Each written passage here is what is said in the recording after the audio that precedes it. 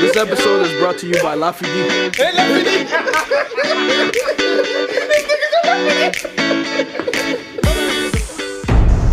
Hey, Ladies and gentlemen, welcome to our brand new channel, Long Way From Home. Home is never a place. It is a distance between who you were and who you had to become. On this platform, we are going to be talking about some of the most outrageous things that happen in the world.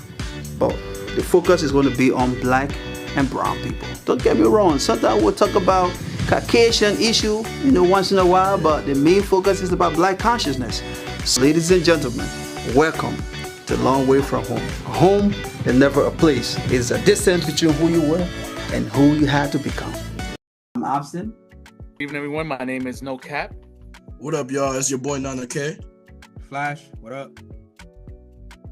Max in the house. First, we'll be talking about, Africa, what is happening right now, especially Ibrahim. There have been a lot of great revolutionary leaders in Africa, but most of the time they don't.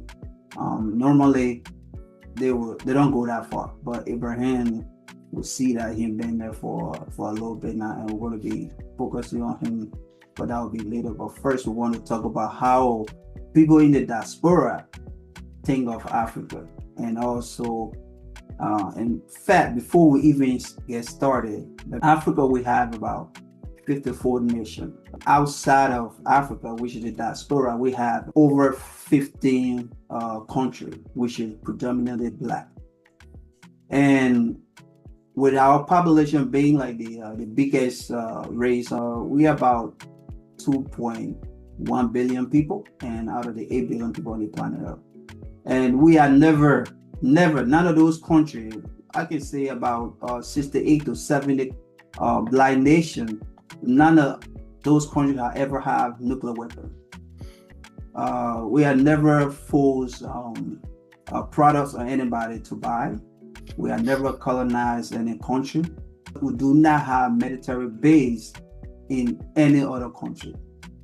We have other countries that come in those black nations, and then start taking away from us.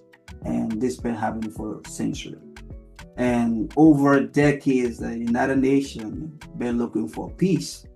And they forget to see like the peaceful people that are right in front of them, which is us, because we never drop a bomb on anybody. No atomic bomb, we never launched war in any country. But still, they call us poor, they call us uncivilized. So these are some of the things we're going to be talking about, so people can try to understand Africa as a whole and those that live there. And also, this is more about black consciousness. So anybody, if you had any take on that, if you had any comments. So, again, I'm Flash, and one thing I will say that, all of us on here, like, for example, Nana K is from Ghana, lives in America, is a veteran. I myself have been here since 1999 and been back home at least twice, been here over 26 years. Axe is from Liberia, a neighboring country of ours. Maxim is from Haiti, and right next door to Haiti, you have No Cap, who's from Dominican Republic. Yeah. So, as young men, family men, we're just getting together and just having a discussion with the community, having a discussion with everybody else who may not hear these type of things, because I would say that the media is full of a lot of different voices, but I don't see a lot of voices coming from people like us, people who are from that world. And with everything happening right now in Burkina Faso specifically, and also Niger and Mali, which are neighboring countries, it seems to be a new age. One of the things that people don't realize, every time someone asks you a question, typically say, everybody just assumes that Africa is a poor.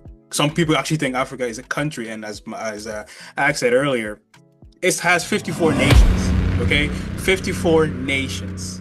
Yeah. That's 54 countries. Yeah. Africa is now one country, and all of that. It also has so many different languages. My country alone has about 25 languages. So and I speak several of them. Right. And So yeah, so we're hoping to just go ahead and I would say try to enlighten people, because there's a lot of things in the media right now, and actually there's some things that should be in the media but are not because they're not convenient to the way the West sees, or at least the West like to project itself. So yeah, I think hopefully you guys can learn a lot from us, and we have different views. I don't think we all agree on everything here. And we also have our colleague here, No Cap, who is not from there, and may actually be sort of the audience member in here, maybe trying to ask questions that potentially people who are listening to this would want to ask. I don't know what you guys have to say before we jump into it. I mean, one thing I would like to add is that Max talking about a lot of people around the diaspora don't know about Ibrahim. So it is right now a good thing is that we have the internet, because when the media doesn't cover those type of stuff, like the big outlets we know here, we're not gonna name them, but we know what we're talking about. When they don't cover, that specific historic moment that is going on right now with as we talked earlier, when I talk about Ibrahim, but that doesn't stop the world, and also the African American here in the United States also know about him. And Haiti, they all talking about him right now. Haiti is a symbol of freedom. And now when they heard and see something, because with the internet right now, we just click away, we just second away from each other. We know about each other, and we also have that, the translation, which makes things a little bit, easier for people to understand. And he speaks French, so in a way that, Haitian speaks French as well, and not all of us, but, that alone make us, very close, and they do understand what is going on with him. And he's a symbol also, as Haiti is a symbol for the world, but Ibrahim right now is a symbol for Haiti, especially with what is going on right now. Yeah, and I'll jump right in real quick. I know Nana K, you're about to say something, but I just want to add on what he just said. In Haiti, like Toussaint, who is one of the greatest revolutionaries ever, Haiti was the first Black nation that actually gained that freedom through him in the Western Hemisphere, which is this way. The world, Yeah. So he was the first president that started that revolution. But we are all connected, because everybody that you take those from Haiti, even him, they all are connected to Africa. It's the beginning of our life, 3.5 billion years old. So we talk about every life form started over there. And over the years, we have countries that just come in and take and come to material wealth. If we get it, we celebrate it, but it's nothing that will kill ourselves over, because we are content with what we have. So when you see it's not like we can't stand up. We could have stand a long time ago and fight against these people and say, okay, get out of our country, you don't have to live here. But we felt like we don't need to do that. That's why we include everybody in our culture. We are the only race on the planet Earth that include everybody in our culture. We got a lot of people. We are the only people that will be okay to marry outside our race. A lot of people, even to do that, is against that culture. So when you see those people come in and we get in an open arm and they take advantage of us, and people wonder why, we haven't done anything, we are poor. It is not because we are poor. It is because we are just trying to set an example how the world was before it turned out to be since the beginning of slavery. And I want to say something to that, but Nanake, please go ahead. Okay, so sorry, viewers. I had a technical difficulty. I looked like an unlocked character for a second. But yeah, we're back in action. But what I wanted to say is Max brought up a good point, and it ties into what Axe said too. The world of social media, the times that we live in, is perfect for us to, for everybody to get their story out, because a lot of times what happens is when things go on the other parts of the world, it's perceived the way like certain people want it to be perceived. But in the world of social media, we can tell our story, and from, the horse's mouth, basically. So we have all these rumors going around like, hey, Abraham is probably doing this, is probably doing that. No, we have actual, social media, people who are actually there, people who are back home telling that story. So for someone who like grew up here in the US, when I was born here in the US, social media has made me connect, closer to home. I am a long way from home, so that really helped me a lot to connect with my people back home, connect with everything that's going on. So I definitely agree. Social media has taken it to a new level. Yeah, definitely. I wanted to talk about one other thing, and I'll let you go in a minute. One of the things I wanted to say to what Ax was saying, a lot of people, when they think about Africa, they think about poor. Either poor country, which is not a country, it's a continent, or poor. That's the first thing that comes to people's mind, typically, at least the people that I've met. I mean, a quick story, I remember being in college where someone actually asked me a question that if we lived in huts and wear grass skirts, literally, this was in 2004. And I what I did basically was I just went with the story. I said, in fact, our hearts are in the trees and stuff. And when I get from school, I climb up and stuff. And then he's looking at me, I just looked at him, and obviously, we got back to reality after a little bit. But I got those questions in 2004, and I'm thinking, I said, so does he think that I got to the airport wearing a grass skirt and then just got in a plane somehow and flew down here and then started wearing, But anyway, so the thing I was saying is that whenever you hear about Africa, it's about, it's a poor continent, it's poor countries and stuff. But yet, for some reason, the West is always there. Right. Yeah. The West has been there for hundreds of years. It's always there. If it's such a poor country, such a poor continent, why are they still there? Why are you there? Yeah. They keep talking about, we're here to help. And yet, if you were helping, then things should have gotten better. And as a quick example, like after World War II, they went to Europe, they helped it. Europe got built up. Yeah. It didn't take that long. Europe got built up. After the war, they went to Japan. Japan got built up. All these places got built up. Yeah, Africa is still not built up. I mean, some places are definitely, but the places that aren't, it's not because they don't want to build up. It's because they're being kept down. One of the analogies that I always use is the fact that, when you're in a race and you're running at the top speed, okay, you can't go any further. And potentially other people behind you may be speeding up and catching up to you. How do you stay ahead? You keep them down. Right. You find a way to keep him down, and that's basically what's been happening all these years. And then Ibrahim Traoré is basically showing people that enough is enough. We're done. Because the fact is, even though we might say, we had an election and this person won, a lot of it is always rigged by the West. And then when we talk about the West, we're talking about the G7. Okay, right. They call them the Great Seven. Right. I don't know what makes them great, but and again, I'm an American now, but one of the things that people usually say is, if you're American, you can't criticize America. No, I actually love this country. But the thing is, when I see you doing something wrong, I need to be able to say it. And that's one of the things that, they do with other partners in the West. Well, just, one of the things that this man has done is, given that the richness of gold that they have, starting to use that for the nation. And yet we have our military going in front of Congress and saying, the man is using the gold to protect himself. First of all, it's their gold. If his people are happy with what he's doing, leave them alone. Yeah. Exactly. Okay, it's their gold. It's not yours. It's their gold. I mean, how many?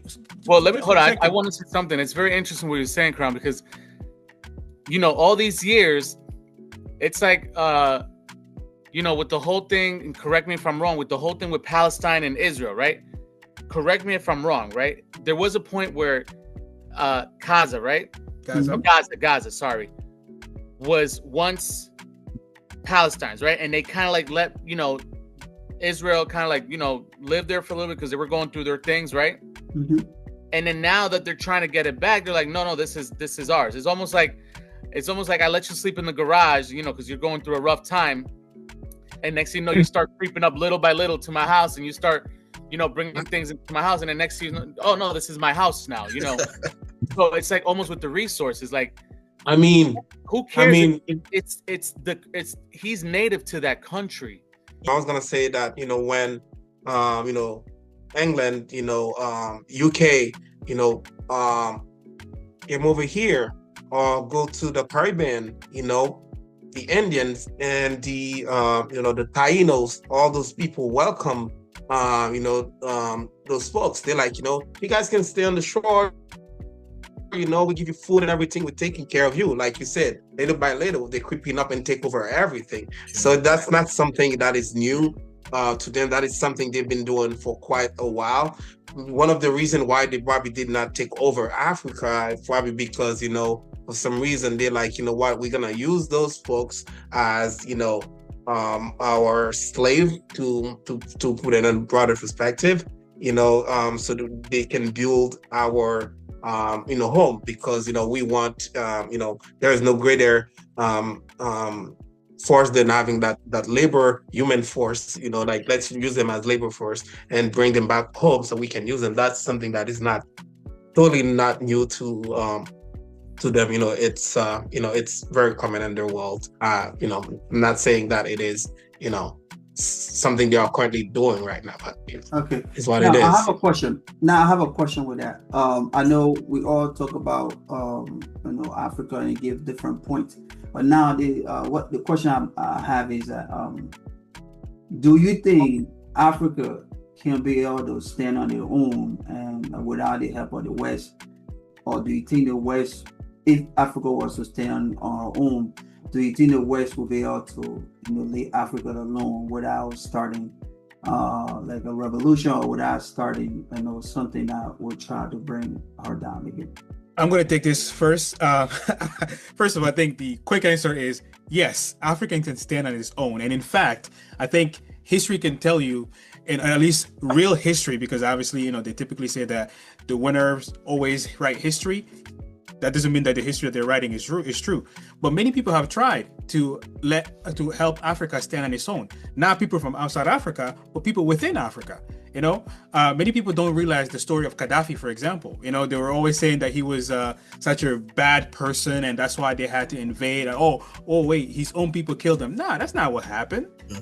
That's not what happened. The man, first of all, wanted Africa to not only stand on its own, but he wanted to unite Africa. Okay, have a single currency for the whole continent. That's 54 countries in the world. Like you said, 2+ billion people using one currency.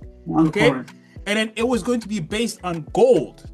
Okay, that means that the paper you're carrying, you can potentially go and get the amount of its value in gold. That's what the man wanted to do. And we all know how much resources Africa has. Yeah. All right. To say that, okay, we can mine enough gold and diamond to be able to back up that money. Of course we could have done so. But guess what? That would have been, a threat. Actually, it was a threat to the West. Mm-hmm. If we're no longer having to go buy dollars to purchase things from America, to purchase things from Europe, to purchase things from elsewhere, that devalues the American dollar. Okay. And if we have control over our own resources, and again, I'm speaking as an African at this time, then guess what? Since they can't control the resources there, then they have to pay fair price on it. But in order to make sure that doesn't work, they have to keep destabilizing things. There's a reason why Ibrahim Traoré has had how many threats on his life and how many attempts on his life. Right. The fact that him visiting outside the nation, other country, Russia of all places, of all countries, protecting his nation while he's out abroad. Africa can stand on its own. We have everything we need there. We have oil, we have minerals. A lot of minerals used to make all these cell phones. The computer I'm using right now, all the cell phones that we all have, where did it come from? Putin. Okay, where did it come from? It come from the poor country. It didn't come from the poor country. Listen, the poor continent. None of those came from America. Like all the gold, for example, that France had in their vaults and stuff, it didn't come from France. They don't have any mines there for gold. It's in Africa. Okay, like imagine if Africa just said enough is enough. I mean, that's what they started doing, though. Well, hold on. You want gold? You can have it, but you're gonna pay fair market price for it. 100%. Okay. You want diamond? We got it, but you're gonna pay fair price for it. Oil? Hey, remember there was oil discovery by Senegal, a neighboring country of my home, and then they're starting to refine their own oil. I mean, everything that we need, we have it. One of the things that when I tell people, sometimes they laugh, or at least they don't realize it, is I always tell them, I say, you know what? I can build a home back home with just like $35,000 to $40,000, and that home will outlast almost any home in America. And they say, how? What do you mean? I said, well, everything there is made out of brick. A hurricane can come and run all over the place and go, and my house will be standing. When a little bit of wind come here, I get an alert. You know, we're pulling things and stuff. Like, and I paid a lot more for this house. But yeah, you know, so what my general thing is, yeah, we can stand on our own because everything that we need is in Africa. We wouldn't need anything from anybody. We can literally just trade within, among ourselves in Africa. There, our people can trade among themselves and be able to survive and be fine. You know, when you bring something, the audience might wonder. You know, when you said, you know, the hurricane and you get nervous and everything. Yeah. You know, so they may wonder, okay. Of course, you build your home with bricks and everything, but it stays. But they're gonna wonder, what about earthquakes and everything? You know, because earthquakes is not, you know, there's pros and cons. You know, because I can, you know, I survived that. I can tell you, where like, you know, hey, when the wooden house is earthquake proof, it's not hurricane proof. But when you know the bricks house is hurricane proof, but it's not wood, earthquake proof. So there is pros and cons. So just throwing that out there. That's a fair point, but again, I don't think earthquakes are very common in Africa. I mean, right. Again, earthquakes are based on the structure of the place that we're talking about. Like California has earthquake often because of the way it is where it is on the planet. Where we are located in Africa, or at least our people are located in Africa, it's completely different. Do they have earthquake? Yeah, I think the last one was actually recently. I can't remember exactly, but it was recent. But yeah, I think it was in Sierra Leone, right? Yeah, I think so. Yeah, I think so. Yeah, which is a neighboring country of both mine and where Axe is from. Yep. And I was gonna say, you took the words right out of my mouth, Flash. I don't even remember the last time any earthquake happened back home, man.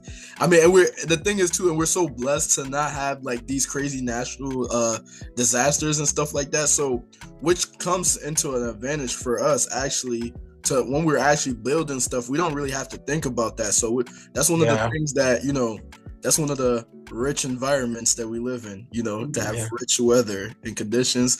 But again, you can grow anything.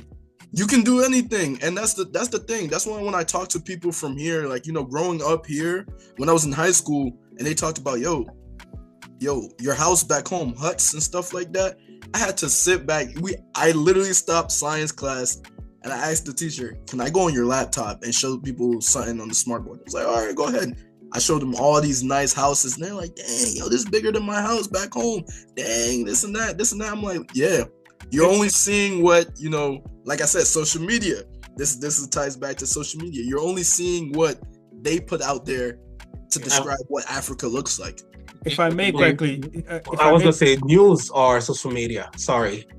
Yeah, like the news. Yeah, but the news, because we have social media, we can because now the social media. Sorry, a flash. So now the social media is basically like the youth and everything, and all those one with all the smartphone out there. Everybody have like one, they can like, hey, this is not what you used to think. It's not all lion and elephants, and it's not all like huts and tribes. It's not Hakuna Matata around here. Hey, yo, it's the beach. We're living, we're partying, we like, we're living too. Just so you guys know, it's not like what you guys think of. Because when they see a small, I mean, they kind of like make it the same way with Haiti. Haiti's poor, and then we have those tourists who, when they go to Haiti, or those folks that are like working with NGOs and stuff.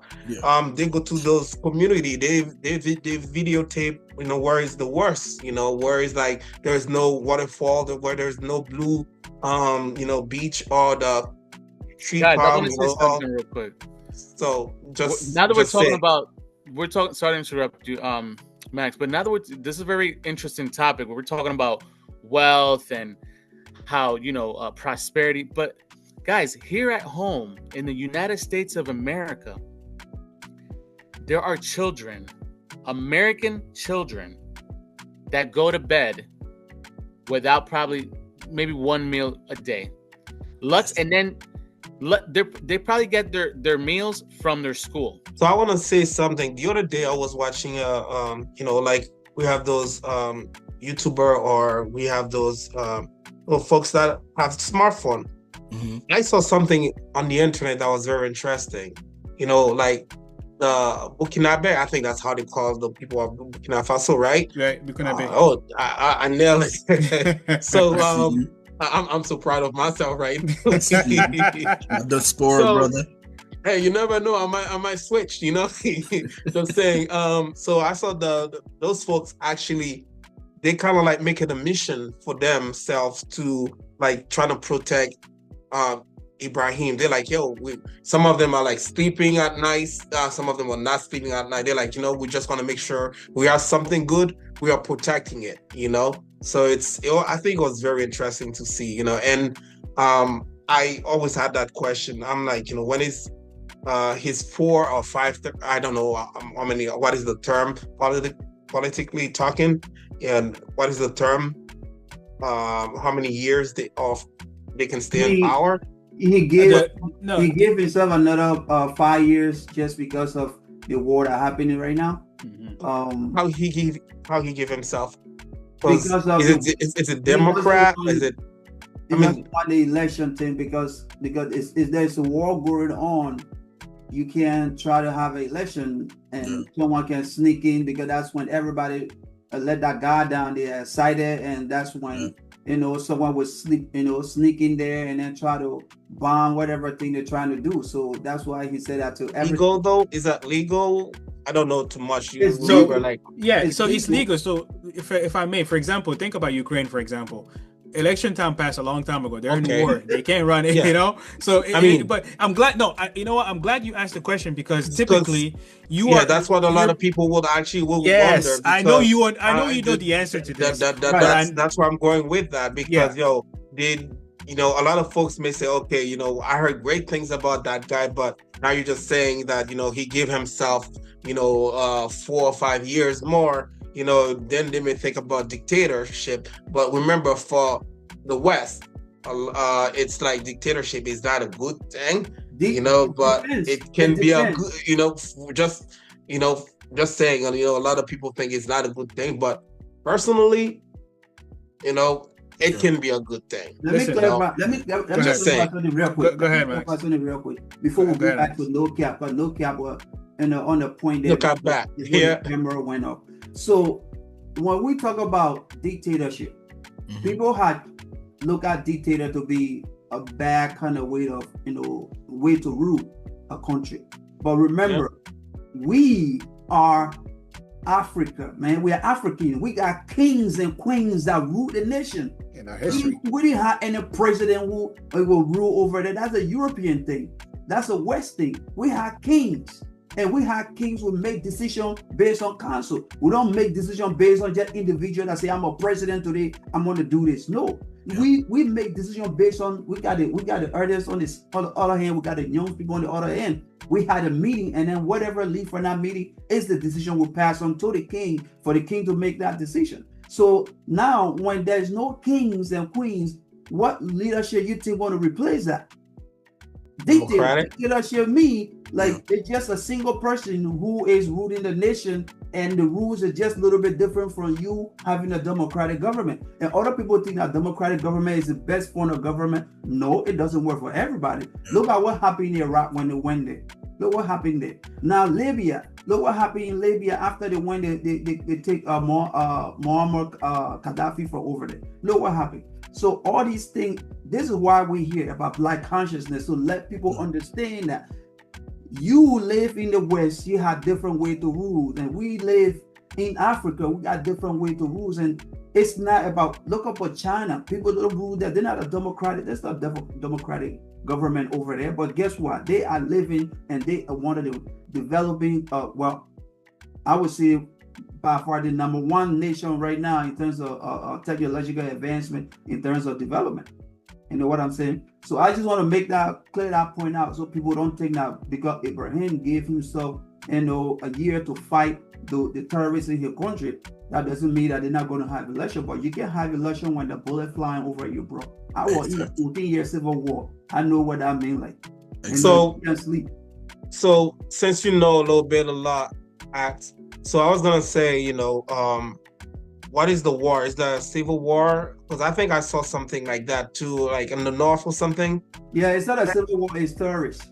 So they got the West that's supporting the terrorist group. They give them that most advanced weapon. And when you look at those weapons, some of the weapons are made. I don't want to say any name right now, but we already know where some of the weapons are from. I'm telling you, military grade weapon. Those guys that are taking them from different countries, which is taking some guys from some neighboring African country, recruited them and taking them to Burkina Faso so that again they see where they've been doing the divide in Congo. Congo, you propaganda. I have a question. Manipulation. That's the same thing they're doing over there. So they give them the weapon for them to go and fight this guy. So if same thing going on in Haiti right now. It's basically going to be a failed state if it's continue. So I hear you. It's basically the same thing right now. It's the same thing. Can you guys see me? You guys see you? Okay. All right. So for the viewers out there, right? Because like I said, I'm playing kind of like the a little bit of the devil's advocate here. Right. A lot of the viewers might be thinking, well, why would a neighboring country from Africa join forces to defeat someone that wants the well-being for the country in whole? Okay. Why would an African go against an African? All right, so Ax, you was about to say something, but let me put it into terms of like. Yeah, go ahead. Listen, so let me break it down for like the viewers who are actually in the US, right? Simple quick term, right? Let's say we're a bunch of friends, right? We're a bunch of guys, and this goes on all the time. I have something, or I am becoming something, or I am, somewhere, and I'm in a certain, how do you call it? Status. Certain status, right? If you really wanted that status, and because of greed, and this is what breaks the bond that we have sometimes back home, because of greed, you don't mind to partner up with someone to go ahead and shut that person up for the simple fact that, I don't like how they're moving. Why it has to be that guy? Why do you have to make all the decisions? Why do you have to be in the main front? Why, who passed that through you? So stuff like that, I can backdoor you from someone you don't like. I can get information from someone you don't like, destroy you, or, basically that's what it is. That's really what's going on. It's more deeper than that. It's deeper. It's more deeper than that. So think about it. When they started this whole the Atlantic slave trade in the 1400s, when they started this whole massive collecting people, sleeping our kings and queens, and bringing them overseas, kidnapping them and bringing them overseas for them to work for them, because that's what they were doing. When they went there, we were not people who fight against each other. We are people who, when one person made it, we all made it. We supported each other. We are people who we share with people. You see anybody that know any African, when you go to their home, you will see how they will treat you. Even when they see you outside, you see how they will treat you. So they came and started telling us that use the same method: propaganda, manipulation, the same divide and conquer, because they know the only way they will be able to get rid of us, the only way they can be able to defeat us is by trying to divide us. So now you go to my brother and explain differently. For example, you come to Emmanuel. Emmanuel and I just had a conversation about it was a misunderstanding. Basically, that's what we had a misunderstanding. He said that the team is going to win, and I said, man, your team is not going to win. Your team sucks, or whatever, blah blah. And it was just a thing that we talk about. And then we left, and someone left and went to Emmanuel and said, man, yo, your boy, the thing that he was saying about you today, man, is crazy. Man. Where he was just saying, you don't even know sport, bro. He said you only following that team because you got a bunch of your guys that following the team too. Yo, that's crazy, right? Ooh, man, and all the things he was saying, you don't even if you hear him, even crazier. He even talk about him when that deep. I talk about even your girl, man. He said how he used to talk to your girl. And now they said that to you, right? And then that person came back and tell me, yo, Emmanuel said when he see the first thing he want to do, he want to knock you out, bro. That dude is coming for you. Now when I see Emmanuel, The moment Emmanuel, I see the fire Emmanuel, I'll get what I'm gonna do. I'm gonna go straight in the defensive mode. I'm not gonna ask any question because I know someone already told me that when Emmanuel see me, he about to knock me out. So the first thing I'm gonna do is the moment I see Emmanuel, I'm ready. I'm ready to throw a punch. And then Emmanuel, the moment Emmanuel advance, boom, we start fighting each other. Then later on, we figure out that we both supposed to, someone I get manipulated the whole conversation, and we're not even supposed to be doing that. Yeah, go ahead. Based on what Axe was saying, we're actually minimizing it. Like it goes even deeper than what he was mentioning. And the fact is this, like this is something that has been happening for years. Okay. And typically, a president get elected in any random country and stuff. And then the West comes and say, hey, let's do this. Let's make a deal. You got these resources and stuff. And, for example, and I'll quickly use an example, like let's say Norway. Norway is a Scandinavian country, about 5 million people. And they have a lot of oil, a lot of natural gas, and they don't even use it. All their energy is actually clean energy, solar, wind, but they sell their oil, right? When companies come to their country to actually, get the oil out of the ground, and the company that is created there to do that, they own part of the company. And in fact, I believe one of the companies out there right now is the company is independent, but Norway owns part of it. But I think after 20 years, it becomes Norway's. See, that's the way they make deals so that their resources remain their resources. When the West goes into Africa, usually Africa doesn't even own, whichever country they're in, doesn't even own part of that country. And then for every dollar, maybe the country get 10 cents. Right. But then they take that 90 cents that they have, they go sell it for even more. And then they get richer. And then we all live the way we do here. And yet everybody else over there, the president who's corrupt, who has been, basically the same tactic that Axe was, talking about. They've used that tactic on that guy, but in a different way where, hey, we'll make you rich. You'll have 10 cars, a big mansion, 3 mansions or whatever. Again, greed. Again, everybody's greedy. But the thing is, this is something that we learned from the West. Okay? Our history shows that the most minimal thing is usually what we needed to survive. We are a lot happier, even here, okay? I'm not a rich person, but I'm happy with what little I have. Right. I don't need any. All I care about is living a comfortable life with my family and my kids. And, having friends like you guys, hanging out from time to time. And that's all I care about. But, the mindset in the West in general is I need to have all of that. Capitalist. Yeah, and that's the thing. And not to deviate from what we're talking about. Not to deviate from what we're talking about. When it comes to capitalism, this is the reason why we are where we are today as far as a country in America, where people are suffering. You have homeless people. One of the things that I always tell people, I said, do you know that if I go back home right now, there's no homeless people? No. And yet we're poor. No, there's no homeless people. Disabled. There's no disabled in the first place. No. We're disabled. One of the reasons why there's no homeless, back home, as you mentioned, not in Haiti, but probably you guys look out for each other, a cousin, a brother, uncle, a friend, look out for a friend. He's like, hey, Axe, yo, I don't have any place to sleep tonight, so it'll be like, yo, man, I'll stay with the friend. If you can't let me stay with you, like, you'll be like, hey, you can stay with my cousin, or you can stay with that friend, or you can stay with my family, or, I think that's probably how you guys hear something interesting. Due to the nature of the work that I do, right? Just to be, a little bit, not to go into depth, but just a lot of these individuals that I work with, a third, like a friend or someone that is not even related to them, is quicker to offer a place to stay and offer, a safe haven, hospitality, than their own family members, right? So that's because, you know what it is? Because the family members, due to a certain status, right? Yeah. They don't want their neighbors or other family members or friends or you say it right. well, you have such and such thing with you. Isn't he or she going, aren't they doing this or doing the other, negative things, right?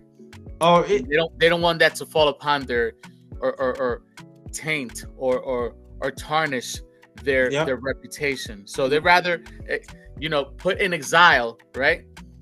And abandon this family member, sometimes even their own child. Yeah.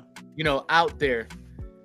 So let me say something to that. Society has gotten to that point. So let me say something to that quick. Topic. In our cultures as Africans, right? Mm-hmm. We don't leave the house until we're married, whether it's a girl or a boy. You know what I mean? You stay home until you get married, and you go. And parents want you to be with them. They don't kick you out at 18. Yeah. And that's another thing. Especially where we are right now. Look at the way the economy is, okay? And this is the point I was going to make about the economy, for instance. Like, because of our culture, right? People talk about, well, the dictator here, dictator there. Our first president, where I'm from, was what they call a dictator. But yeah, he was loved by everybody. Yes, Sékou Touré. Yeah. Yeah, he was loved by everybody. And guess what? He didn't die on his own. I won't say where he died, not on here, but it wasn't. He didn't die of a natural cause, no matter what they wrote in the history books. No, they murdered him. Yeah, he was murdered. They murdered him. They gave him one of those drugs that give it a heart attack. Right. We won't mention where it happened, but I think you all know here because we talked about it. We know where. Yeah, we all know. Yeah. So my point is, like, we talk, one of the things is, like, in the West, especially in America, where when you talk about capitalism, socialism, and all these, first of all, most African countries were always socialist, which means it doesn't mean that you can't have a business, because whenever you talk about socialism, some people are so brainwashed here, they think socialism just means that, everything is, things that the government decide what I get, egalitarianism. No, that's not what it is. People still have businesses in a socialist country. Right.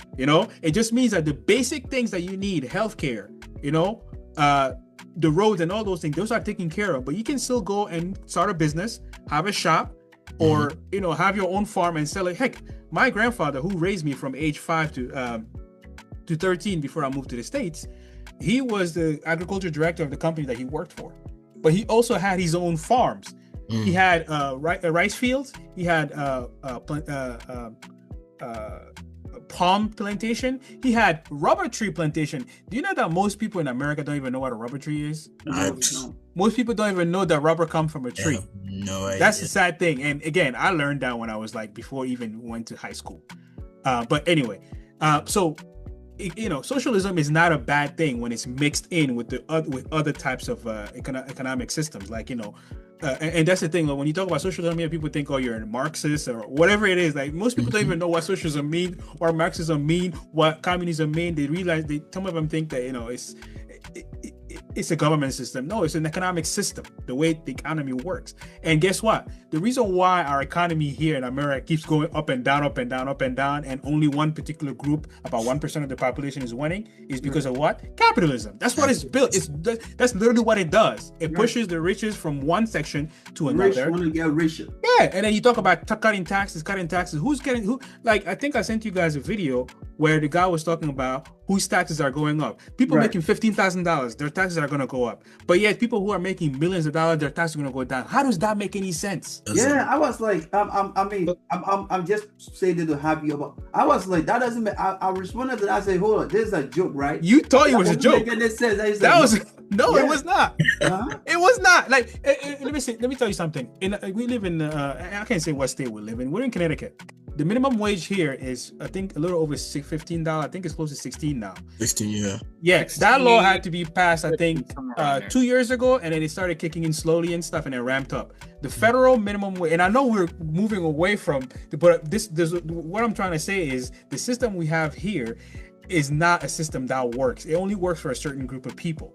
Mm-hmm. And when you talked about our history is having kings, first of all, if you look into history, the richest man ever, still to this point, was a king in Africa, Mansa Musa, okay, from West Africa, where we're all from, okay, and he was a king. This man would go everywhere, give to people, and that's the other thing too. Like, we are a very giving people. Yes. Like, you guys know when you come to my house, my wife, it's as if you, like, she'll probably treat you guys better than me.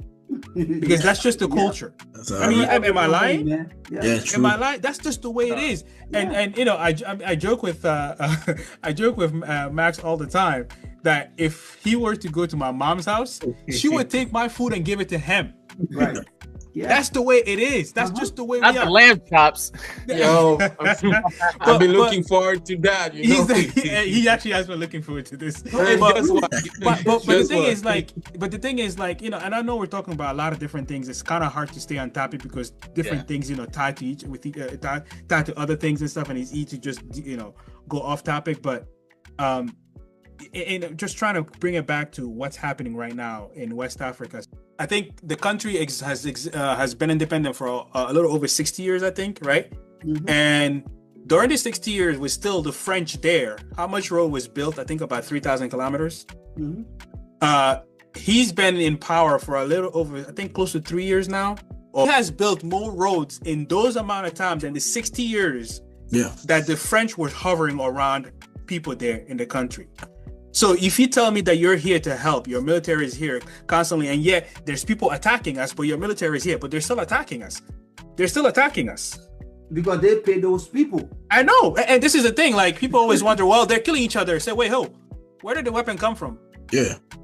If you look at the weapon again, we're not going to say what's on, but if you look at the weapon, they didn't come from anywhere. They didn't just appear out of thin air.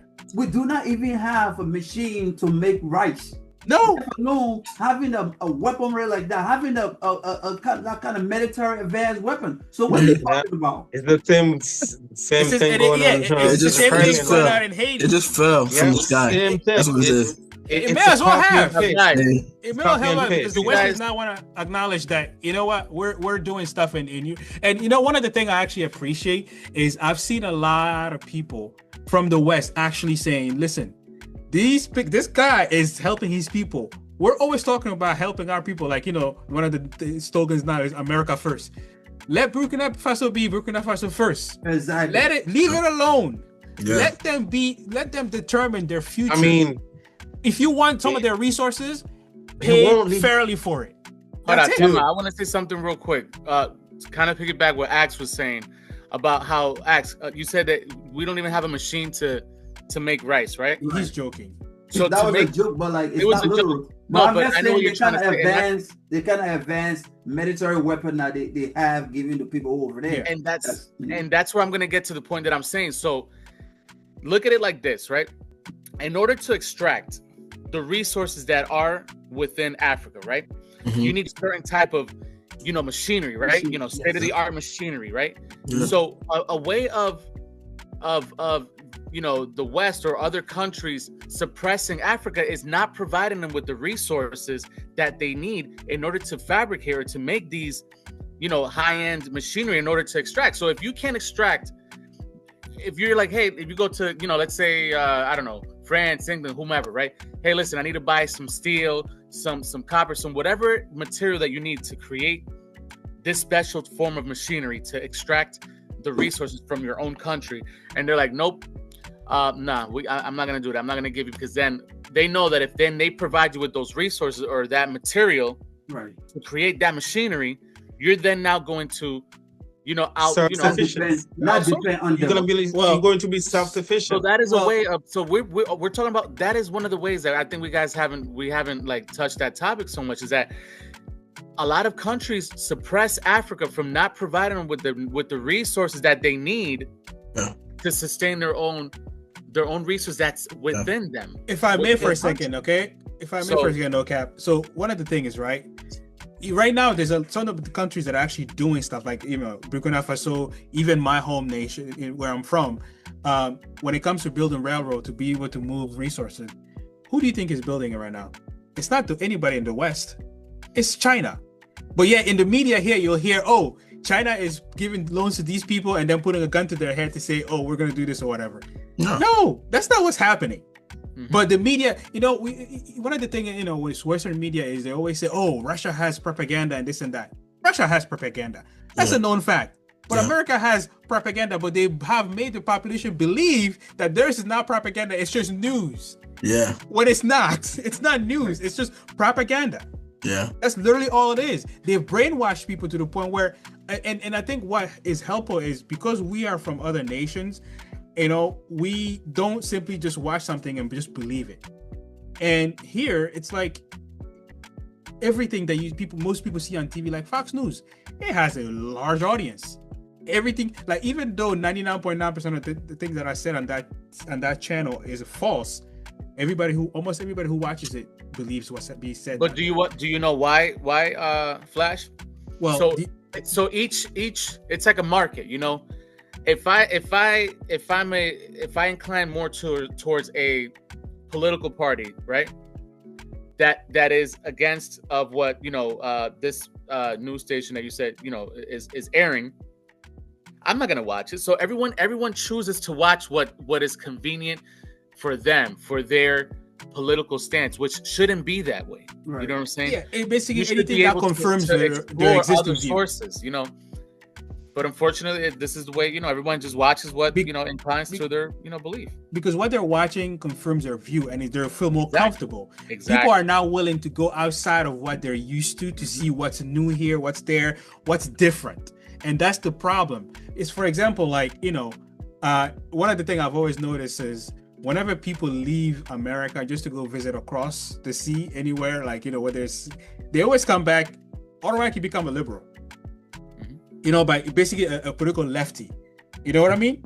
Because, and that's one of the things, you never hear politicians say, go visit. People like Bernie, for example, who, again, I'm a huge fan of the man, but people like him, for example, he's a socialist, you know that, right? People like him will maybe, you know, encourage you to go outside, but nobody else, other people will not, because, you know, we always say America is the greatest country in the world, but by which measure is that? Is it the greatest country in the world? You have to put a natural measure to it, because you can't simply say it's the greatest country in the world. You know, when COVID came, it had one of the highest deaths. Africa, I went to Africa during COVID. I'm sorry, people are not wearing masks. Exactly. I was there too. I was there. People were not wearing masks, and I didn't see anybody dying. Hospitals full. No. Yeah, I went to Haiti, you know, doing that COVID as well. They were looking at me like as if I was dumb, you know, wearing those masks and everything. I was just like, you know, like, hey, why are you wearing this? You know? Exactly. But, and we over here. They were looking at you like you were the one that had it, right? Yeah. You know, I feel like I was the one bringing that thing to Haiti. But yeah, that's that's the question they asked. It's like, I'm surprised you're still alive. Yeah, and we over here. We over here wearing double mask and Lysol in the mask on top of it. I started doing the grocery shopping for my family. Wait. Just so you guys know, the COVID was not a hoax. You know, it was real. People were dying with it. You know. Oh no, it was not a hoax. People sick. You know. So I mean, I just don't want the viewers believe that. No. We're not COVID. The COVID was real. You know, we do believe the COVID, because a lot of family members, you know, they lost their loved ones. You know, there was a lot of suffering, and the economy of the country did, you know, suffer because of it. A lot of people were unable to go home, and a lot of people never recovered from COVID. You know, and especially those who got that COVID. We don't know. There's not a lot of studies telling us, you know, how we're gonna feel like 20 years, 10 years from now, because we had COVID, you know, because, you know, that's in our system forever. So I'm gonna just go ahead and just maybe to your point. Yeah. No, we're not saying COVID is not real. Yeah, I'm just saying, because you know, we go home. I was gonna say that we go home, you know, we were like, hey, we gotta take the mask off and everything, but you know, like back here it's different. But what I'm actually trying to say is the fact that we talk about America being the greatest country in the world, and yet, because of the way the system is, the healthcare system is broken. That is why it ravaged us. Okay, people are being fed poison all the time, and they are unhealthy. And if you're already unhealthy, the virus is going to affect you more. Your immune system is broken. Your immune system is already broken down. It can't fight it. That's what I'm talking about. Again, you know, am I vaccinated? Yeah, my profession requires me to be vaccinated. Okay, I'm not a vax denier and I'm not a COVID denier. All I'm saying is like the culture here makes it so that it makes us vulnerable in America, generally speaking, to those type of pandemics when they happen. I mean, I was gonna I mean, can I say something? They people who are listening to this, viewers and other people that are going to make some comments, they may say that, look, yeah, you say that our immune system is weak, that's what I'm hearing you saying, right? Well, but that's medically true. Like we're not. So, but then we some of those viewers. Hold on. I know we don't want to deviate from what the main topic is, but let's go ahead and finish this. But I was gonna say some of those viewers may say that because remember, I'm gonna take example about Haiti. I do not from Africa. My ancestors did. I'm glad I have that African roots. So I'm gonna take Haiti for example. They may say that why your people did not get sick, because Haiti is dirty. They already their immune system is already built by those dirtiness around them. They cannot get that COVID. They may say that. So I'm not saying that's what they're going to say. Some of the viewers gonna watch. Yeah, I've seen. So what I'm saying, I'm kind of like implying it for. I'm not saying the whole Africa, but for where you went. So they may say, you know what. Let me tell you one thing that I wanted to say, and I know earlier we talked about houses in Africa, right? Just going back to to the Africa thing. Mm-hmm. I grew up in a house better than the one I live in right now. Okay, I grew up in a house. Not a lot of people know that. Well, but that's what I want to get to. Just not a lot of people know your community. Your community is not dirty. No. But to the point that you made about potentially people may see, oh well, this is why your immune system. Yeah. No, first of all, right? back where we are since I was born, and even when I visited there, okay, every time we visit Africa, we eat more, and yet we actually end up losing weight. Because the food that we're being is organic. Everything is organic. And I'm not saying, oh, they put organic. We know, because you can literally drive by a place, you see all the chickens in the field. Or you see all the cows in the field. In fact, in this city that we stay in, there's literally cows on there being fed. And you can just go buy one, kill it, share it with the community. Right? When we have we're Muslim, and when we have the holidays coming, Eid, for instance, yeah, we buy 2 sheep or a cow, or even 2, cut it, take our part, give the rest to the community and stuff. Like those things, that's why we are less sick, even though we're from Africa, or we're in Africa, and people may think that Africa is poor, they don't have healthcare. But my whole point is Sorry. Twice. I two screen open. I don't know what's going on. I got a twin. Yeah. But just to go back, right? I was talking about. I grew up in a house that's better than what I'm in right now, and living there for 8 years, the house was still looking new, because nothing broke the whole time in 8 years. I live in a home right now where from time to time I gotta look around. What's broken? I gotta fix that. I gotta fix that. I gotta fix that. I grew up in a better house back home than I did here. But I went to school, but I also learned, to the meaning of how to work. When I tell people that I worked in rice fields, my grandfather's rice field, because he wanted us to learn the meaning of hard work.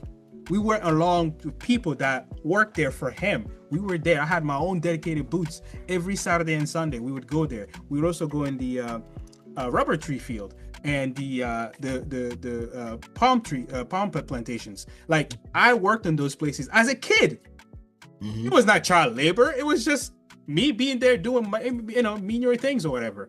Yeah. So again, just back to some of the things that you were saying. No, us not getting sick is not because some people might say because Africa is dirty. And again, I grew up. I know you're not. Yeah. I know you're not. But I have heard that. Once I moved to this country, right. I've been discriminated against because I'm from Africa. But where we're from, we're not black. We're just people. Right. Yeah. Right. This is one thing I said in a meeting before at my job. And it was not a work meeting. It was more of a diversity meeting or something like that. Yeah. And, I said, listen, I wasn't black until I came to America. Yeah, I had to learn that I'm black when I moved here. People look at me weird. I said, no. I said, where I'm from is, we can fill out forms and everything, but there's no section for race, because our thought is a race is just human, which is the actual definition definition of race. And The real definition, think, not the Western definition of race, but the real definition of race is human being. That's it. Yeah. Yeah. Or, you know, if you were to go to Haiti, they're probably like, you know, there's a form, if there is a form, and there's one at the airport actually, you know, it's gonna be like, you know, Canadian, American, Haitian. They're not gonna say white, black, you know, or, you know, those, it's not being put by colors, you know, like telling you, hey, you know, this is that color race you are, you know, or, you know, it's not like that.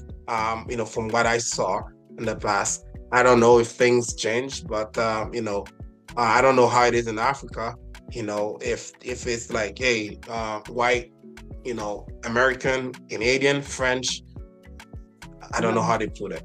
Right. Here's the thing, and let me mention this. People say Africa is dirty, and people say when you say something, they be like, okay, why are you here?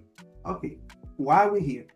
We are here because of, you know, long time ago, your ancestor, which some of them stayed benefiting, living the same life, they went over there, and then this our way of living, they destroyed and established our own system there. You know, neocolonialization, you know, imperialism, and they started control. They have military base in every single African country to remind you that we control you, to remind the president that when you slip up, we are going to get you. So for that reason, they gave you just enough to get by. They gave you just enough so the citizens in the country don't get mad at the president. But at the same time, they are not helping anybody. We don't have better education system. Even if we do, we don't have all the advanced, you know, technology that will be able to, you know, for us to get certain kind of education that the West might have here. Yeah. And again, in terms of job, some of us come overseas for education and also job opportunities. Because I would speak personally from the country that I'm from, Liberia, West Africa. We don't have a better education since the Civil War, since it started the Civil War, and which lasted for 14 years. Apparently, someone who was the head of the rebel leader in Liberia was in prison in the U.S. here. For some reason, the maximum prison, the person escaped. How can you escape a prison that have like this steel about 8 or 10 inches thick? You got to bust the person from inside for them to get inside. I mean, for them to get outside from your side.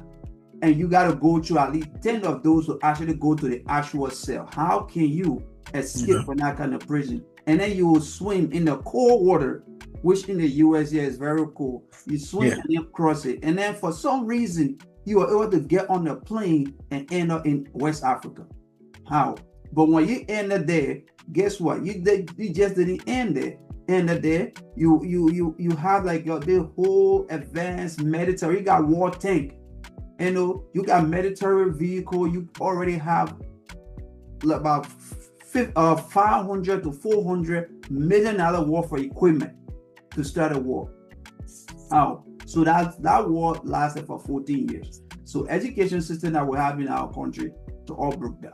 So no better education system because the teachers that they're not getting better pay. So in order for them to actually make some money, they had to bribe the student had to bribe the teacher for the teacher getting free grade. So we coming for me personally. I came here because of education and also job opportunities. Because 80%, the unemployment rate in my country is 80%. That is crazy. It means that the only people that work is the government. If you work in the government, you have a job. Or if you have your own little business, then you have a job. Yeah. So when it's come to that, that's how they have built this system in Africa. And it's 80%? Liberia alone. Yeah, it's not only Liberia alone, it's everywhere. And the thing about that, you've been doing it for centuries. Liberia, we don't own our own port, bro. Yeah. They own it. We don't control it. They control it. The president don't own what? In it. The port. The port. Yeah. You know, the port, the boat where the boats come. The port. Yeah. Right? Yeah.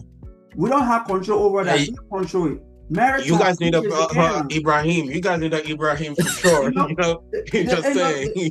Yeah, the airline. We don't control that either. the mining. We don't control any of that. They control all of that. They have all the machine. But guess what? They will have that predatory loan. They give it to you. You have a loan that you paying a $1,000 interest on every dollar. Think about that. No. So they gave you $500. They gave you $500 million, and then they need $2 billion. They need $2 billion for it. Yeah. See? Guess what? So if you see those things, that's the reason why some of us come here, because we want to leave for now and come here and get our education so we can go back and better things. And you know what, to your point, right? Even where I'm from as well, like the airport is not controlled by us. Now that's changing because we also had a similar thing as Traoré. I don't think he's as intense as Traoré is, but we have a similar thing going on where the president that we had before him was controlled by the French. Flat out. He was controlled by the French. Yeah. So they had to do a coup and get him out of there. And I haven't been back since to visit, but from what I'm hearing is it may not be as intense as Traoré is doing, but he has done a lot of good job. They're expanding the airport now. They're building railroads, and I think they work with the Chinese to build railroads to be able to get, because our country is very rich in bauxite. Most people don't even know what bauxite is. But the first time I mentioned it, no, bauxite is used to make aluminum. Right. And so I think my country is either the second richest in the world in bauxite. Right. Okay. So having now a railroad being built from where the mineral is being mined from to get it to the port and stuff, that's one of the things that they're building right now. He's building a dam to make sure that electricity, because we've been, you guys know, West you're Africa, sitting, man. you can't see it from space. It's not like some country. You could probably be in space, and then you're looking at that part of Africa, and then it goes dark. It goes dark out of nowhere, and so it's like under the bed. Yes, exactly. But that's the thing. Like, so we're having similar things there where they're trying to build it up and just trying to push the West out. But again, the West is still in there in other countries, like our neighbor, for example, Ivory Coast, Cote d'Ivoire. Yeah.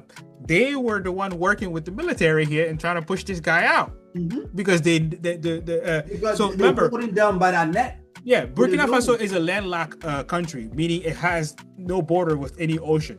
Right. It's literally bordering other country. It's landlocked, so it's so.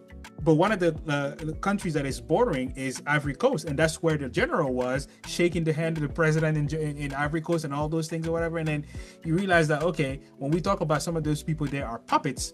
Those are one of them. Yeah. They work with the West to hurt their own people. Right. Yeah. And if you think about it, if you go far enough back in history, Ivory Coast, Mali, Ghana, all of us were one kingdom. Yeah. One kingdom. Mali Empire. Like one of the language that we speak, they speak it in Burkina Faso. In fact, one of the TV shows, we still watch it to this day, my wife and I. They literally speak in French and those languages there. We understand everything, and it's just so free sometimes when I hear those things. Like one of the things, like it's, and when I go back to sometimes like some of the things that you're talking about, these are not things that Axe was saying. You won't find those in history books. You will not, because they always say history is written by the winners, and that's true.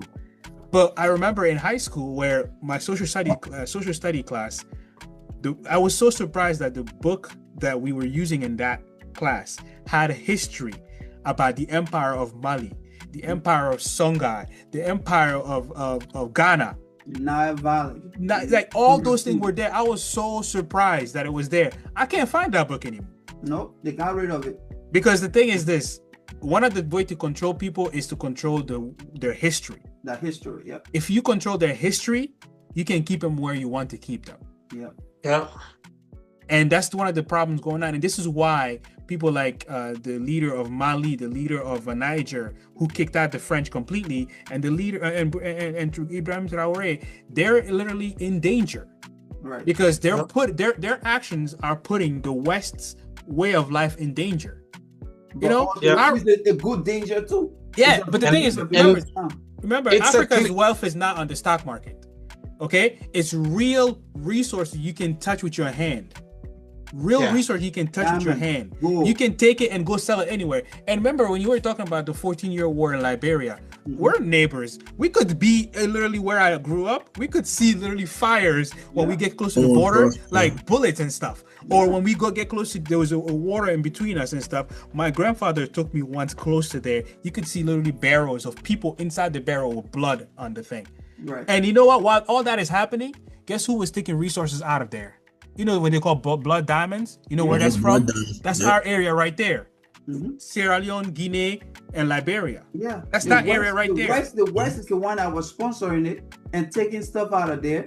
And then the person that they put someone in charge, the person that escaped from the United States to go there, they put the person in charge. But when the person got there, after they had taken the leader that was there, they understood that that leader was actually doing good. He actually disagreed with the West because of what they were doing, taking all the resources and getting a little bit back, and whatever he getting back, he can't use it to make any development. So he tried to cut them off. And then they sent someone to go get him. When he went there to get that person, after that he learned, he said, man, you know, this is same thing. So he turned him back on the West. Guess what the West did? They played that same game. They pinned the entire Sierra Leone blood diamond thing against him, and now he for the rest of his life. And again, I don't mean to just hijack the whole thing, but if you think about it, right, our government here, right, is controlled by industries. Those industries want resources to maintain their industry to keep moving and evolving and making more profits. But the resources don't exist here; they exist over there. So they have a high interest in whoever becomes president.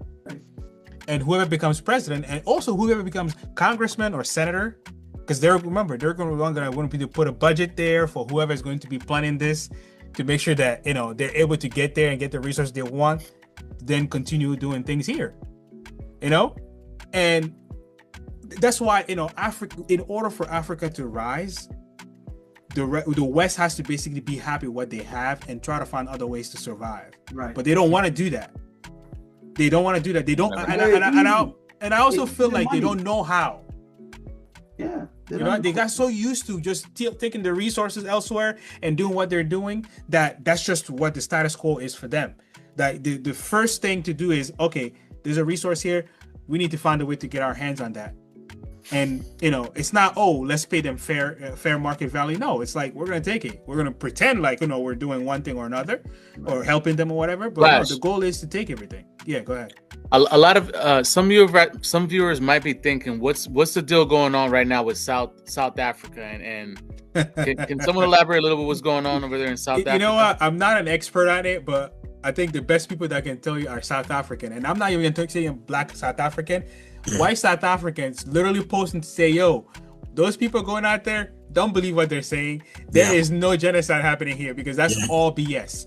And this is what I'm talking about when I talk about propaganda, right? There's no genocide going on in South Africa. One of the things that you need to keep in mind, right? White people in South Africa are not from South Africa. Okay? The white people in South Africa are not from South Africa. Africa is known to have black people. I'm sorry, but that's just the history of it. Okay, Why is it? First, think about this. To this day, even though apartheid has ended a long time ago, why is it that still 7% of the population, which are the white people in South Africa, owning 70% of the land? Exactly. I was just about to. How does that make any sense? Again, we have a similar 70%. Thing here. Right here, we have rich people and regular people. Rich people have 99.9% of the resources of the wealth of the country. And they had a whole area that no blacks allowed.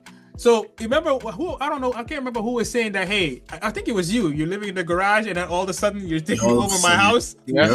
Think about it. So you come in my house, right? I give you the garage, but then now you own everything but the basement, which I'm sitting in right now. So my family and I sit in the basement, and then you have everything upstairs. So if I hear you correct, I heard you say that 7% of the Afrikaners, own no 7% of the Afrikaners. 7% are Afrikaners. So basically, what are you saying? If they own the land, 70% of the land, they can actually sell it to whoever they want, right? No, you can't. So that's telling me they can also say, hey, those European or English people or American, white American, we can sell you some of those land. That would be 70%, of, what I'm saying, Caucasian that would be then moving. Well, a law was passed, and I don't know the intricacy of the law. You see what I'm itself. saying, right? I'm just trying to see, like, if my math is mathing, if they were to, like, say, hey, we have the land, we can sell it to whoever we want. But that's not what they think. If you think about it, right? All the wealth in this country, they're not trying to give it to us. The rich people, they actually want to take more. Mm-hmm. That's the way it is. The more you have, the more you want. That's just the psychology, and there's actually studies about these type of things. The more they get, the more they want. They don't even need it, but they want more. But the thing is this: in South Africa, a law was passed. Again, I don't know the details, so don't quote me exactly on it. A law was passed to try and maybe change that a little bit, where to make things a little fair. And the thing is, it was not, okay, we're going to take your land and, that's it for you and you're done. No. It wasn't their land in the first place. Well, yes, you're right. Okay. But like Africans always do, if you, we try to be, in our DNA, try to be too nice. In our DNA, fairness exists in our DNA. Okay.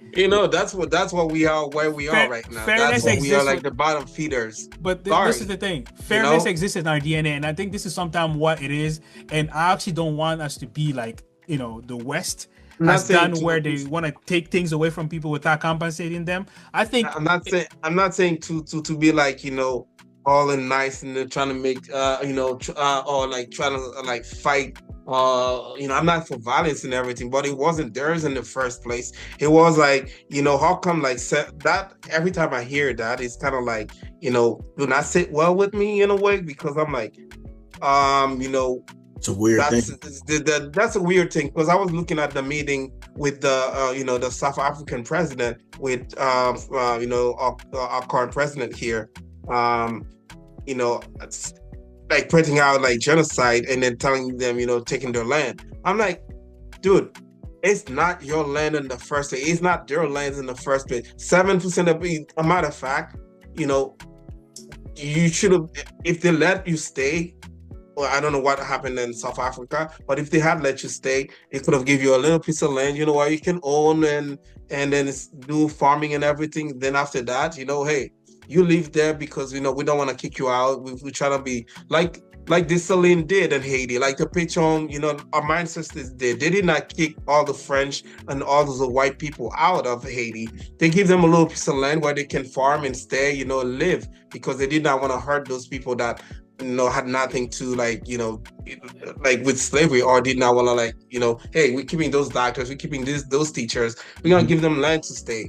But it seems though those guys like, what, we are taking 7. I'm talking about an office in South Africa. We're like, hey, we're taking this piece of land. This is for you guys. I'm like, the fairness is started way back then. It's not for you now to be. If things are changing, it's changing really quick, and people have to be on board or not. They'd be like, what? It's not your land in the first place. We're having it back, and in a way that now you guys can have that. So that's. I think again, that it's a way that what are they gonna do? Are they gonna like fight the South Africans, the natives? But see, the thing is, to your point, they're not natives. I'm sorry for saying that. That's what they're actually doing. The law is actually. And let me tell you something. I'm not done. Sorry, but like we were talking before, if they keep letting them staying like we were talking about the garage, and then that's what's gonna happen in the future. Then it might happen by force. Why do they have to do? Do they have like those weapons that the West have, or European? They're not empowered anymore. They're not empowered. That's going to be a lot harder to do. Well, so hold on. Remember, South Africa is, I think, one of the most most advanced nations in Africa that is predominantly black. That's why they're in the G20. Yes, that's why they're in the G20. 70%, because that's mostly controlled by white people. That's what I mean.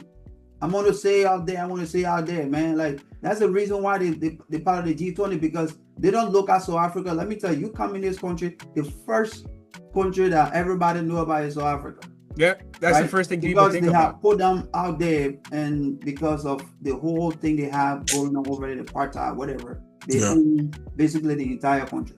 But anyway, go ahead. No, so again, the law that was passed is to be fair. it's not to just take the land away from them. Again, I understand what you're saying. The land was not there in the first place, but again, first of all, the law has not been enacted yet. It's in place, but it has not been enacted yet, and they have mechanism that they created in the law. Again, I understand where you're coming from. But that's not the way to do it, because guess what? Just listen.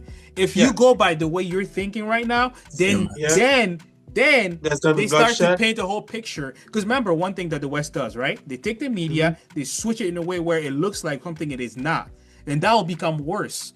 We cannot put ourselves in a place and trap ourselves in a way where that's the way things are. I hear. Yeah, that's what I'm saying. Like, it has to still be done. We have to show that we're better. Yeah, definitely. I agree with that. I agree with that. We have to show that we're better. It can be done the right way, where people are, the thing is, clearly it's not fair that 7% have the 70% of the resources. I mean, we're having the same problem here right now, okay?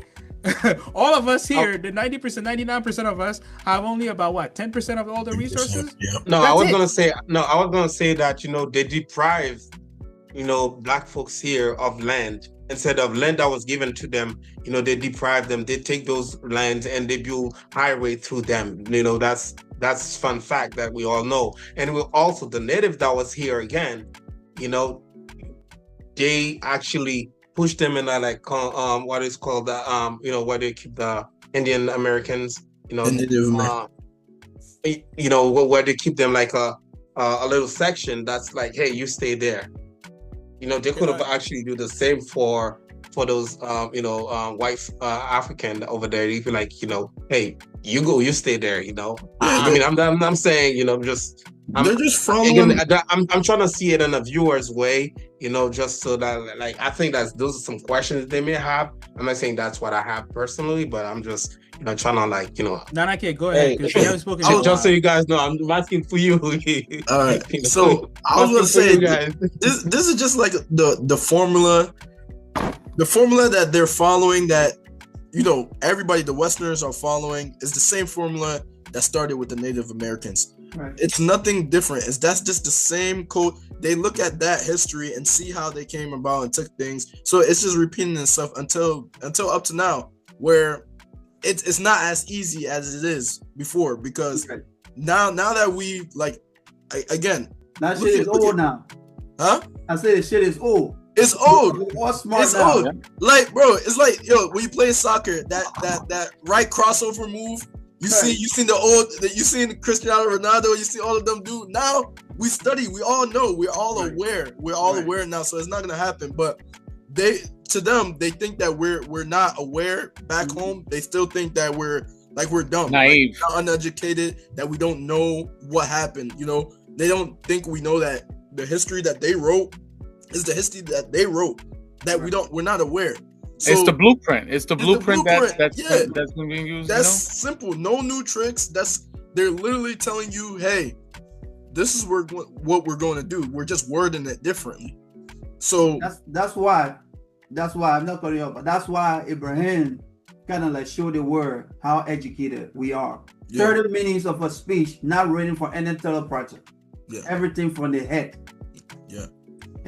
So that's to tell you, like, I literally had to Google 7% of of a pie, just so I can see like how much, I'm like, I'm sorry, but my ancestor will never hate Haiti, bro. That's the way we are keeping up. Did he say he Googled 7% of a pie?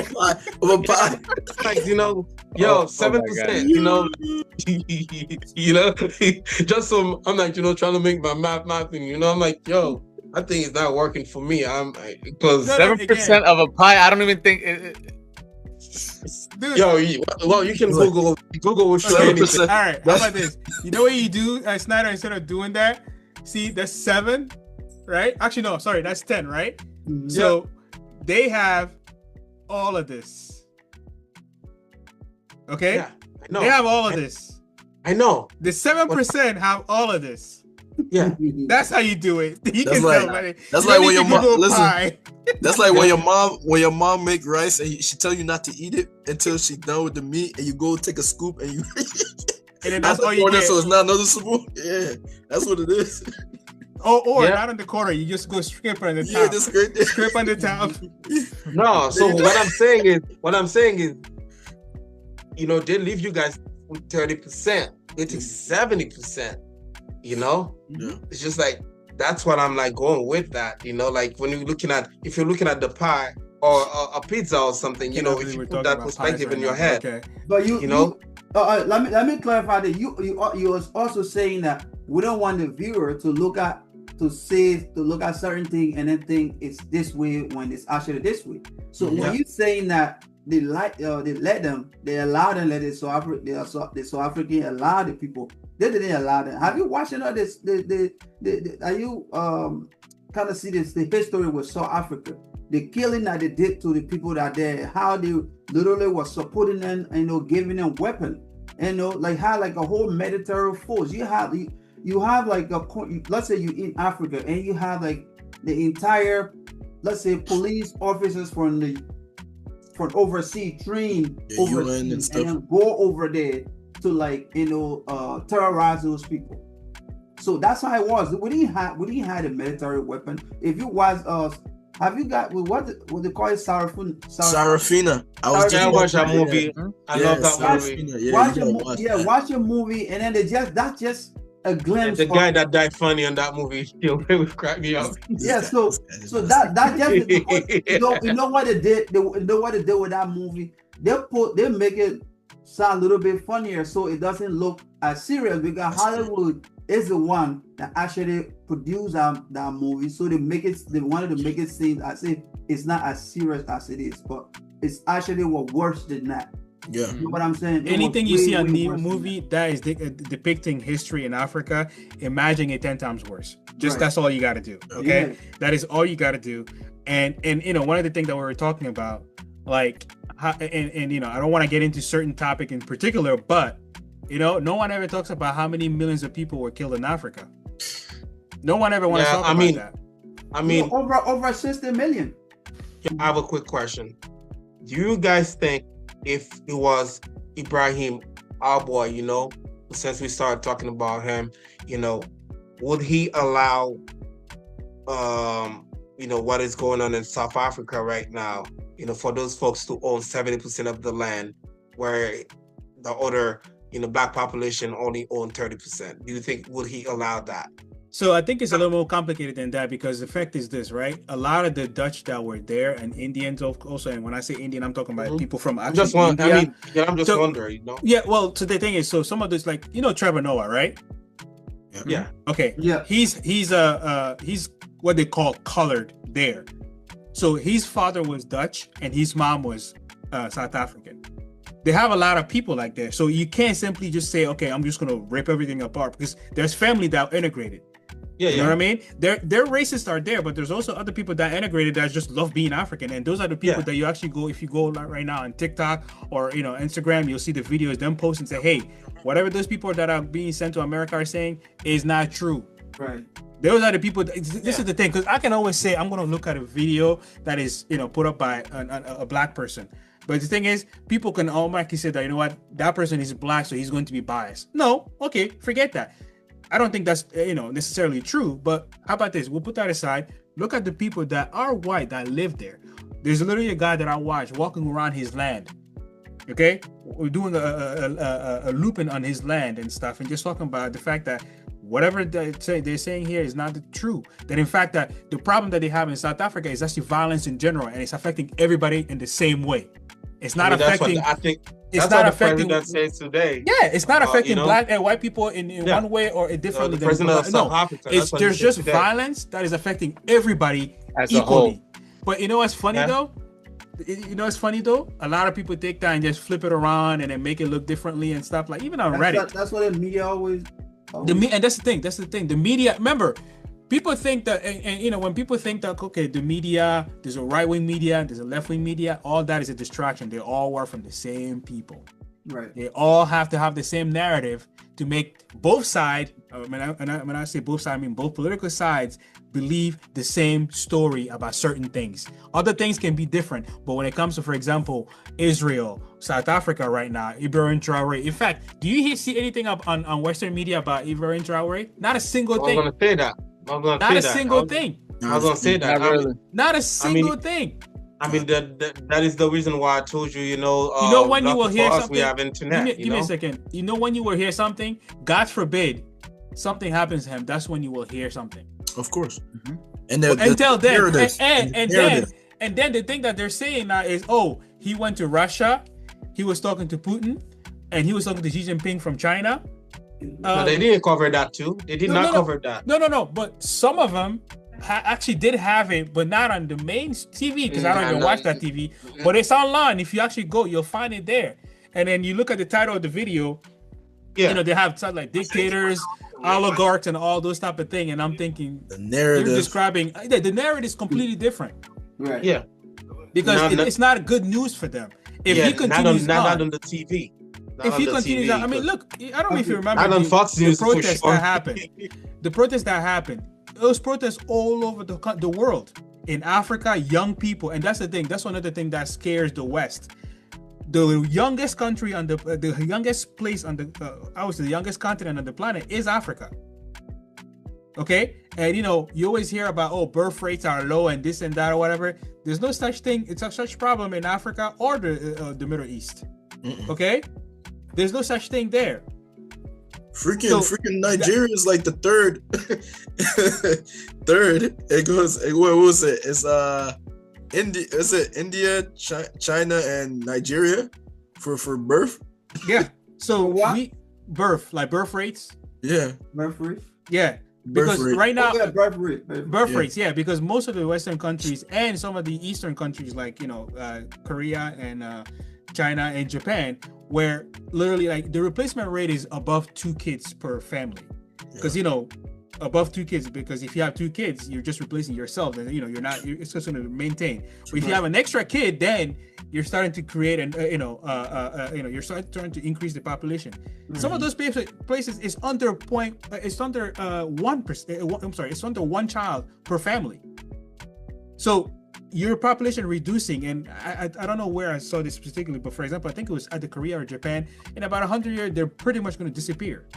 Yeah. And a similar thing, not at the same rate, but a similar thing is happening in America, in Europe. And in America specifically, like one of the things we always talk about as Africans, in Africa, we can have 10 kids. Of course. We can have 20 kids. You have the whole village raising the kid. Right. You have the whole community. Here, like you were saying, no cap. One of the things that, we don't do there is, because we're family, right? At least here, in our communities, you have the whole community raising their person. But one of the things that you said is people can't even go to their own family to say, I'm going to live here.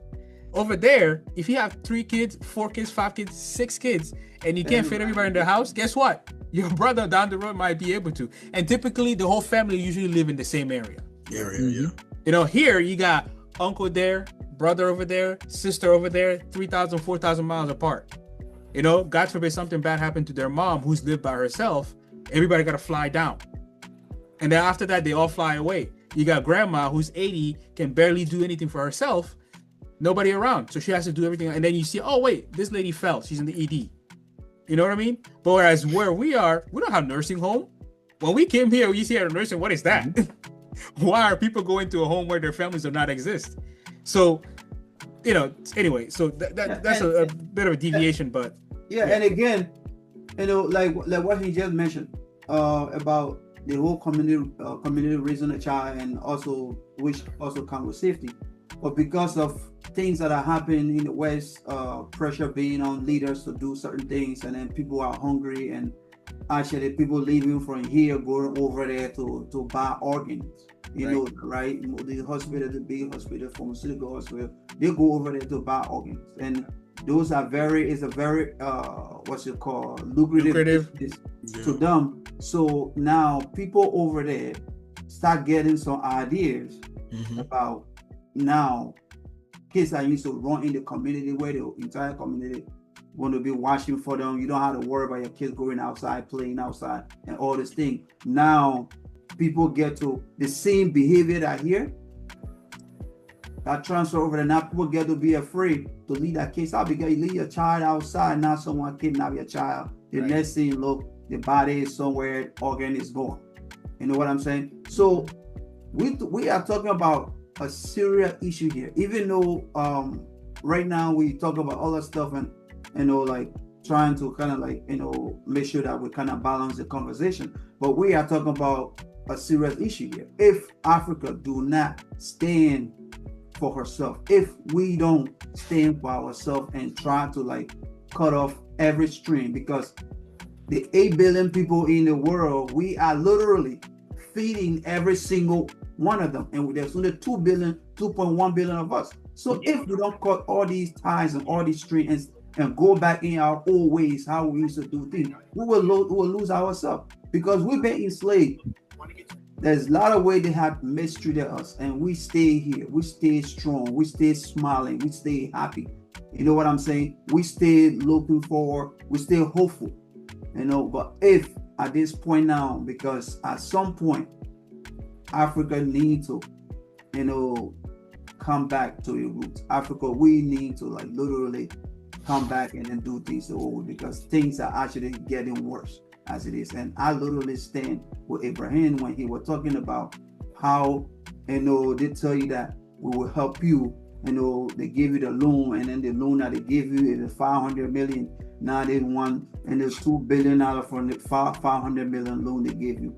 Now they tell you if you try to do anything that against what they tell you to do, then they got it. What's it called, IMF bank, and then we had like what's it called, the World Bank. They all try to like blacklist you. So now you have people cannot come, or you can't go anywhere to get a loan. We had the raw material. To be honest, we had the raw material, but we do not have the equipment because we don't make it. And they have done this on purpose so that we are just like a go and harvest.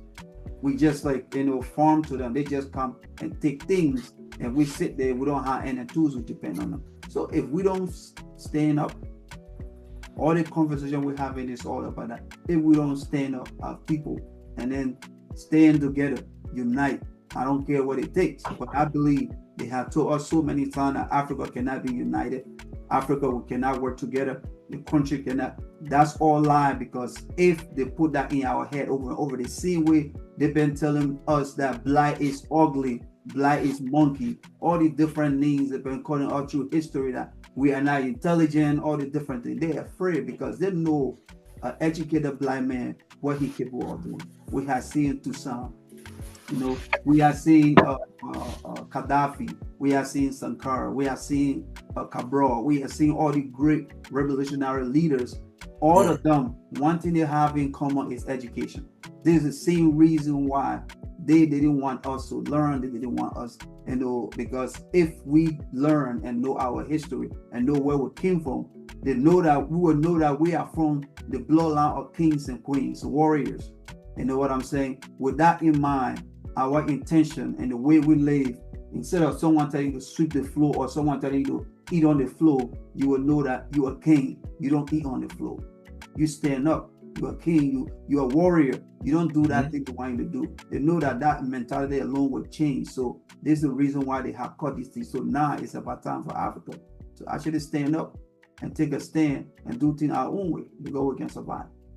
And on that note, I want the anybody who's watching this right now to know that we are basically here to just have these conversations, to exchange ideas, to see where everybody stands on the ideas that are happening right now, but also just be able to just expand upon maybe some curiosity that other people have, because maybe they heard about Ibrahim Traoré and are wondering, okay, who is this guy, what is this about and stuff. And there's a lot of information online, but this thing is about not just about him, but about the whole Africa.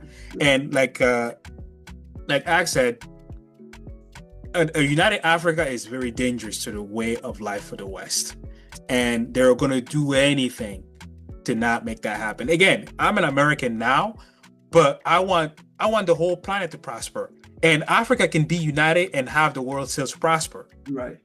Like the resources there don't have to just be, I guarantee you the resources there is way too much for Africa alone to use. Right. But it can exchange it fairly with the rest of the world. Right. That's all that needs to happen.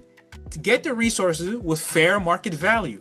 get the resources without having to kill people, having to, destroy people's government just because you don't want to pay fair market price for something, So I think, hopefully, we're bringing, new point of views to this topic onto the net.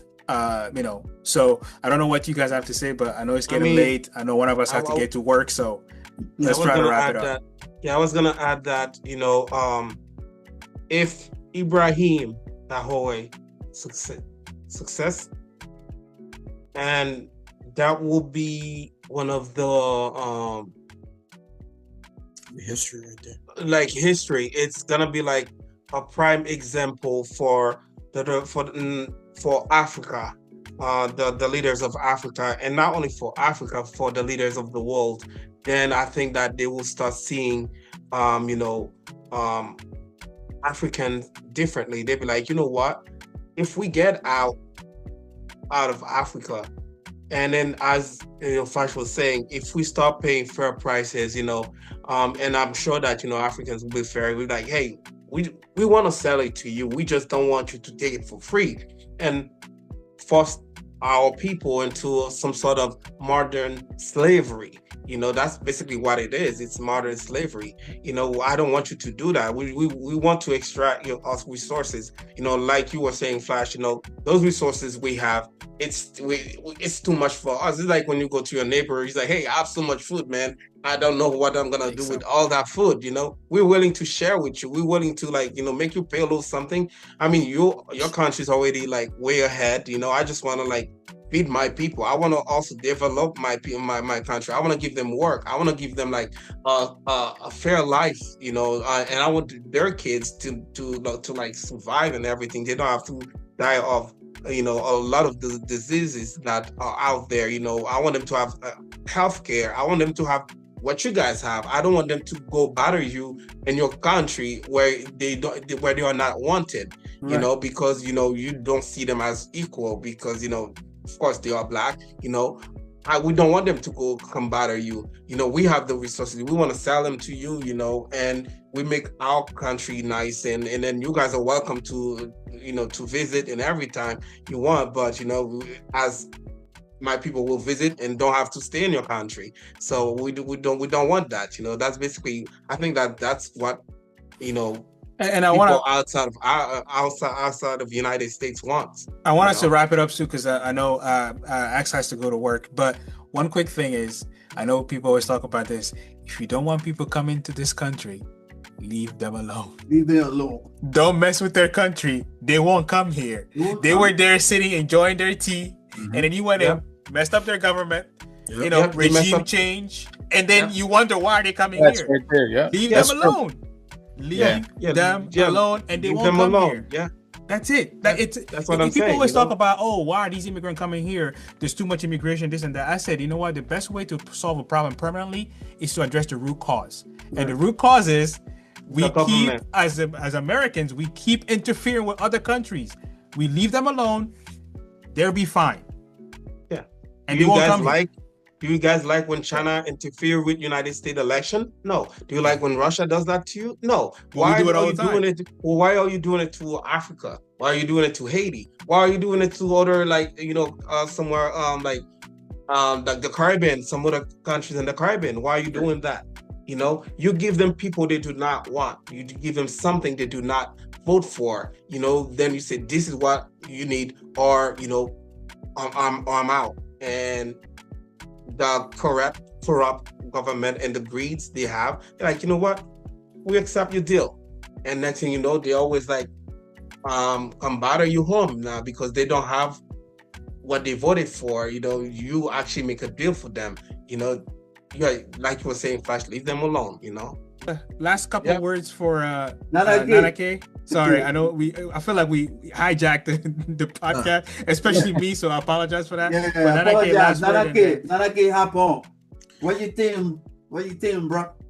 Man, I think for the viewers at home, this is an opportunity for us to come together and learn more. Like I said, like the name itself, long way from home, and knowledge knowledge isn't something that's long way from home. Knowledge is something that can be shared amongst each other right now.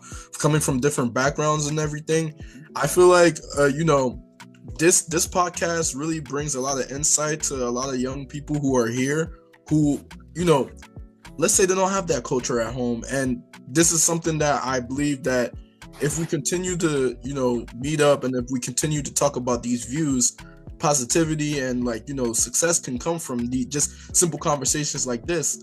We don't know who's listening. We don't know who's, viewing in. We don't know who's, the topics we're saying. We don't know who it's touching. You know what I'm saying? So I think that as one, Africa obviously is stronger when united and weaker when divided. So I think that, us being here, being that focal point, and like I said, it starts with the youth.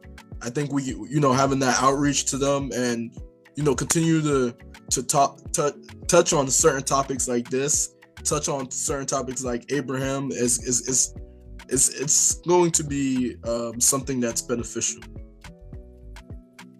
No cap. Yeah, no, it's true. So basically, for the viewers, especially, today our topic was talking about, Ibrahim, and what's going on over there, but, in Africa. But we will, stay tuned because we'll be talking about other topics, right? Other important topics here in the U.S. and in other places, throughout the world, and we, our main goal is to, each one share their insight, their opinion. We're very open. There's going to come a time where viewers will be able to, share their opinions as well. If they have any questions, they can, throw it in the comment box, and we're just trying to, we're just trying to pretty much, find a midpoint, a mutual, agreements to the different topics that we talk about. We don't all necessarily have to agree with everything that we talk about. But we just want to, make sure that all of our voices are heard and that, and every opinion is heard as well. So basically, stay tuned. Yeah. So like you said, I just finished up. This is a safe space for for us to discuss this kind of topic. And like he said, we are going to be trying to basically drop knowledge on people. On the platform, we have a Black consciousness, and this is long way from home. I know a lot of people are long way from home. It's not just us. So many people out there. So again, thank you guys for watching. Thanks for joining us. And I'll let Brother K to close this up. Before that, I was gonna say every country in Africa and also in the Caribbean could actually use clone from Ibrahim. Divide that thing, man. Divide that soul, that spirit that he has, that kind of person and that personality that he is. He has, it's. I think that will be, great. I can take us out. And for everybody, thanks for listening to A Long Way From Home. Don't forget to follow, share, smash the like button, leave us a review, and also hit that bell for notifications, and make sure you tune in next week for another episode of Long Way From Home, where we continue to talk about the real conversations on Black and freedom. Let's go. All right.